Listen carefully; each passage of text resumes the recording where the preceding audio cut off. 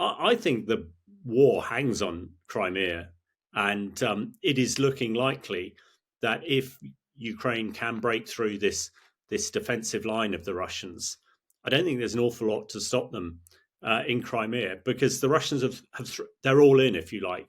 We heard reports on the MOD intelligence update today that they're trying to get together some mobile reserves. But we know they've lost so much military equipment, so much manpower, that they're scrabbling around at the moment. So, yeah, Crimea to me is absolutely key, and I think we'll hear more and more about it in the coming days and weeks. Reports from Poland that Belarusian helicopters had violated its airspace, flying low and avoiding radar. Poland's been sending more troops to the border because of possible hostilities with Wagner troops in Belarus. How should Poland and NATO react to this latest escalation? Well, this is a really interesting piece because, Belarus, which is Russia's really only ally in the area, abuts NATO country, Poland. Any incursion into Poland is Article 5. Now, Lukashenko, the rather comical leader in Belarus, I think he's a bit unpredictable and dangerous. I am sure that NATO and Poland are being very careful not to create a scenario that could escalate to Article 5. So, yeah, I think it's probably the rogue Lukashenko trying to play the big man, but actually it could be disastrous for Belarus and disastrous for Russia as well. So, yeah, I think with all these sort of complex battles that are going on, what a military commander will want to do is to give the opposition lots of different things to think about. And maybe that is behind the Lukashenko piece. But the Poles, have got a hugely powerful, hugely capable military that could roll up Belarus, in a couple of days, I expect. I think it's just part of, Lukashenko's rather eccentric approach to this war, and I don't think it'll come to any great sort of end peace. How is Ukraine's counteroffensive progressing? We've heard of some successes around Bakhmut and of a renewed push on the Zaporizhzhia front. Really, since the get-go, Ukraine has been fighting with at least one arm behind its back. They have this massive Russian trench system to break through, which the Russians have been preparing probably for the last 8 or so months. And because Ukraine didn't have the deep strike, the Storm Shadow, and the HIMARS artillery that people are getting familiar with in quantity until recently, the Russians could pretty much prepare unhindered. And then it comes to the complexity of actually breaking through this line. And they're attacking over many hundreds of kilometers, trying to find the weak spot and get through. But they're also lacking air cover. And what I mean by that, the much vaunted F-16s that we hear about. I had the experience of a tank commander going through the breach in the first Gulf War, which then only took a few days because we had overwhelming air power protecting us. So why it's being so slow is that the Ukrainians need their tank mine plows and other kit to get through these minefields, and also the trench system and the dragon's teeth, these concrete bollards. But all the time, they're being attacked by Russian aircraft and Russian attack helicopters, which makes it even more difficult and even slower. However, we have seen their preparation of the deep battlefield, as we call it, destroying Russian logistics hubs, ammo dumps, etc., etc. And I'm sure that they are getting close to finding the weak point, which they'll flow through, and I think then they will take Crimea. But what they don't want to do is commit their force to an area which they won't be successful, which is why it's so important that the international community, mainly NATO, mainly the US and ourselves, give them everything they need. It's no good having Storm Shadows sat on shelves in the UK or HIMARS sat in the US. They need it. And ideally, they need F-16s. They should have had them months ago. So that's why it's happening slowly. But I think things have been relatively quiet recently. And generally, when they're quiet, it means that Ukraine military, are putting the accelerator down. So, Yeah, it's really hard fighting. It's really difficult. But I think they're making progress. And at some stage, I gauge fairly soon, they will break through in a torrent. And you mentioned Crimea there. We did actually hear reports yesterday of explosions near a military base in Sevastopol, of course, in Crimea, um, which had come after Russians had claimed that they'd shot down a Ukrainian drone there. As Ukraine pushes south towards the Azov Sea, do you think we're likely to see Crimea kind of being pulled into this conflict more? Well, I think it is one of the objectives, and President Zelensky has said this, is to retake Crimea. Um, Crimea is vital ground, which in military terms means it is ground that you must maintain or take. So if Russia loses Crimea, I think it pretty much loses this war. And if Ukraine takes Crimea, the counteroffensive will be successful. So it'll unlock a huge amount of things. I think psychologically for the Russians, Crimea is key. It's a great summer holiday place that a lot of wealthy Russians go to. It's where a lot of the Russian forces are, a lot of their air force. And of course, it's the Black Sea fleet in Sebastopol, which is fundamental to the Russian military capability. So I think the war hangs on Crimea, and it is looking likely that if Ukraine can break through this defensive line of the Russians, I don't think there's an awful lot to stop them in Crimea, because the Russians they're all in, if you like. We heard reports on the MOD intelligence update today that they're trying to get together some mobile reserves. But we know they've lost so much military equipment, so much manpower, that they're scrabbling around at the moment. So, yeah, Crimea to me is absolutely key. And I think we'll hear more and more about it in the coming days and weeks. And you mentioned some of the equipment there. Ukraine has actually said that US cluster bombs helped them to make progress in their more recent pushes. What more do you think might the West do to support Ukraine's push? Well, I think first of all, the cluster bombs, however unsavoury it is, and of course Britain has signed the ban on them, but actually cluster munitions in this sort of warfare, will probably tip the balance. In effect, these are hundreds, if not thousands, of mini munitions, mini explosions, which against dug-in infantry in trenches can be hugely effective. They're terrible when they're used in civilian areas because young kids and others pick them up, and we see that happening in places like Afghanistan and Africa and elsewhere. But what else is required? It is more precision artillery like HIMARS and Storm Shadow, and of course, ultimately, air power. It is the air power that Ukraine lacks, and it is very difficult to operate on the ground if you're being dominated by the sky.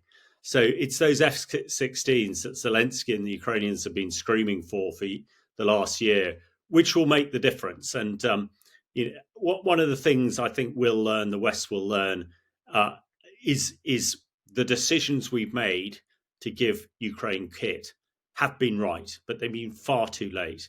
And military leaders always want to make decisions at the earliest opportunity. However, politicians want to make them at the last opportunity. And you've got a digression there. That's why we've seen things become unhinged. So really, they need those F-16s. We know they're on the way, but they're a few months away. Had there been F-16 flying over the Ukraine forces at the moment, I think the counteroffensive would be far more advanced than it is at the moment. And speaking of politicians, a familiar name, perhaps Dmitry Medvedev, deputy chairman of the Russian Security Council, has come out recently threatening the use of nuclear weapons if Ukraine's successful in the counteroffensive. But is it really within Russia's nuclear doctrine to use nuclear weapons on territory they claim is theirs, and also this close to their internationally recognized borders? Well, Medvedev has threatened nuclear weapons, I believe, 60 times during this conflict. He is a rather pathetic figure these days. He was once the prime minister of Russia. He's now a second-rate politician, the deputy to a defense committee. So, he has a fall from grace. And when you listen to his rantings, People claim that he likes his vodka, but if you look at his stuff on social media, it does seem the rantings of somebody who's had too much vodka. It is absolutely ridiculous. When it comes to Russian doctrine on the use of nuclear weapons, in theory or in Russian theory, they could use them because one of the parts of the doctrine says that if Russia is attacked itself directly and faces an existential threat, they can use nuclear weapons. Now, Russia claims that Crimea, for instance, is part of Russia. So if they lost Crimea, in theory, they could. However, I wrote an extensive paper last year for the US government on this particular issue.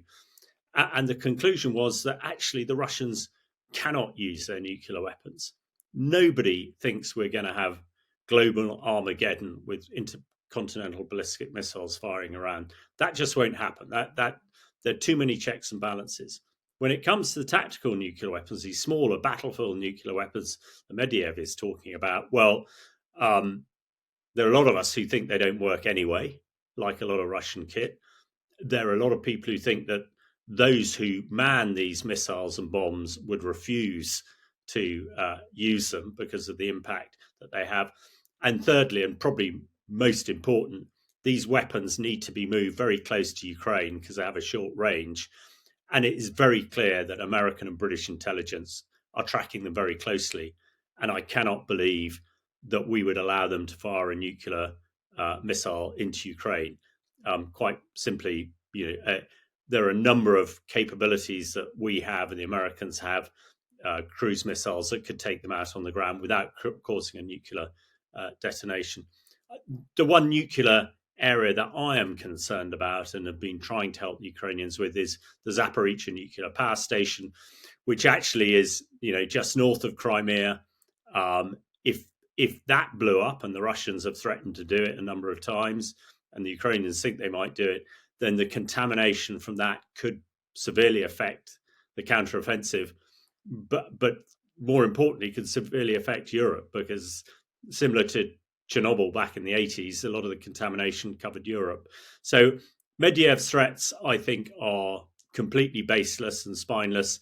He is, a has-been who should really be ignored and should really not be allowed out in daylight, I would have thought. But I know people are really worried about it, but I think the nuclear issue is probably a distraction, and we should not worry overly about it. There was an intelligence report today by the UK Ministry of Defence saying that Russia is forming new armies. I believe you mentioned it before, that could be deployed to Ukraine possibly. But is this something Ukraine needs to be worried about? Or is this actually kind of a sign of something larger, a sort of long-term standoff with NATO? I think there are two things here. It would appear that Russia is thinking beyond this conflict and realizing that, it's been hugely weakened by the war. It was supposed to last a few days. We're well into the second year, and Russia has lost an unbelievable amount of equipment.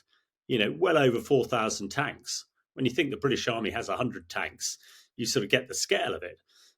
So their army is decimated and would be in no position to oppose NATO, perhaps, for the next decade. So yes, they have got to reform their military in order to provide some sort of deterrence, in their perspective, deterrence to NATO. Quite apart, I don't think Ukraine needs to be too worried because you can only build a certain number of tanks every couple of months or so. You can only train and get soldiers again over a longer time, and the conscription that's happened. These are untrained, predominantly ethnic minorities from the east in their tens of thousands who are just thrown at the front with a weapon and very little training. So I think Russia is probably now looking to the future. So something for NATO to be concerned about in future. But I wouldn't have thought these forces would be ready to operate in Ukraine for months, if not years. But it is something that there will be life in Europe at the end of this war, and there will still be Russia. Hopefully, it'll be under a new regime that is not quite as radical and wants to expand like Putin has. But looking back at Russian history, it's probably unlikely. Probably somebody pretty similar to Putin will take over. But what Putin has done is decimated the Russian military. So, it makes sense from a military perspective to rebuild, but I don't think it's anything we should concern ourselves about unduly at the moment. Speaking more about Russia, we've seen several drone attacks on Moscow this week. What impact could this have on Putin's regime and perhaps more importantly, on the Russian people? I think the drone attacks, whether they come from Ukraine, I can't think where else they would come from, are really a strategic military masterstroke, because the elite and the oligarchs in Moscow, really the war hasn't touched them at all. It's not their children who are dying on the battlefields. It's not them being affected by sanctions and lack of food. Yeah, they pretty much carried on as normal. Admittedly, they can't go on their super yachts in the Mediterranean. They can't swan around in Saint Tropez, etc., etc. But suddenly they're under attack in their own homes. Now that wasn't part of the deal that they had with Putin. And although there are only one or two drone attacks a day, where there are thousands of missile and drone attacks a day in Kyiv and places like that, for the Russians who think that Moscow is their safe haven and always has been, suddenly they're under attack. And I can, there are lots of reports about, the Muscovites being terrified. Yeah, I'm sure there are, because, a couple of big explosions in a city, everybody thinks it's coming for them. So I think from a military perspective, that is a masterstroke. It's brought the war in the Donbass and Crimea onto the streets of Moscow, where nobody thought it would be. I think interesting as well is that about 50% of these drones are getting through, whereas in Ukraine are knocking down 80-90%. What this will mean, and we hear it, the Muscovites are calling on Putin to get troops and air defense back from the front to protect Moscow. Well, they do that. Admittedly, Putin and the Russians don't seem to care much for the soldiers fighting the war. They're not even picking a lot of them off the battlefield. But it will further weaken the Russian fight down in the Donbass and elsewhere. And terrified oligarchs in Moscow, are not gonna support Putin, I would have thought, for much longer. So really, really interesting times, tipping points. You've got the counteroffensive that could just explode into success. You got people getting very unhappy in Moscow, suddenly realizing that this adventure is a disaster, and Putin now scrabbling away for a peace deal. The African peace deal that he is now saying he'll look at, is ridiculous. It says, sure, there'll be some Russian troop withdrawals, but it includes also taking nuclear missiles out of Belarus, and I'm pretty, I don't think they're there anyway. And it also means that the International Criminal Court will drop charges against Putin. That's never going to happen. So, yeah, I think strategically a good move from Ukraine, and no doubt it will carry on. And as you mentioned there, we have also seen Russian strikes in Ukraine on Tuesday night as well. Grain facilities in Odessa were hit, whereas in Kyiv, drones were largely, like you say, stopped. The strikes were largely stopped by air defences. Is there a way that the West or Ukraine could do more to defend these grain storages in the way they've defended major cities in Ukraine? Well, I think we must do. The grain issue is a global issue. You've got 40 million tons of grain coming out of Ukraine, predominantly to the poorest countries in the world. Putin's new friends in Africa, they can't afford to eat now, and grain is what keeps them going. So we should be protecting it. But, there is a limited amount of air defense available, and hitherto it's been focused on protecting civilians. Now, the Russians are not supposed to, the international rules of war outlaw attacking civilians directly. But as I saw in Syria, that's exactly what the Russians do. So one has to try and protect civilians first. But the UN and NATO, I think, really must focus on the grain now, because it is such a strategic global issue, and protect as it can, with air defense and others.